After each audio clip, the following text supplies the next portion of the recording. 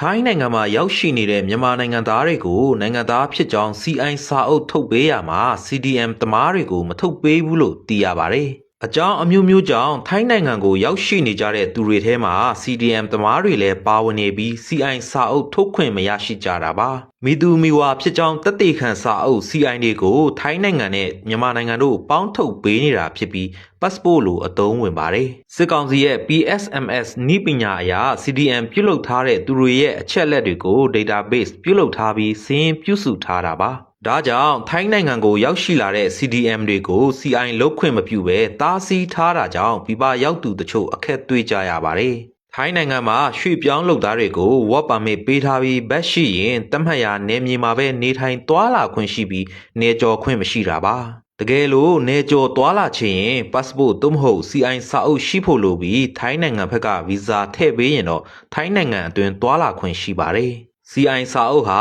passport လိုဖြစ်ပေမဲ့ထိုင်းနိုင်ငံအတွင်းသာအသုံးပြုခွင့်ရှိပြီး work permit နဲ့တွဲကင်ထားရင်တခြားဒေသတွေအထိသွားလာခွင့်ရှိနေတာပါ။ဒါကြောင့် passport မရှိတဲ့မြန်မာရွှေ့ပြောင်းတွေအတွက်လိုအပ်တဲ့စာအုပ်ဖြစ်ပေမဲ့စစ်ကောင်စီက CDM တွေကိုပြုလုပ်ခွင့်ပိတ်ပင်ထားတာပါ။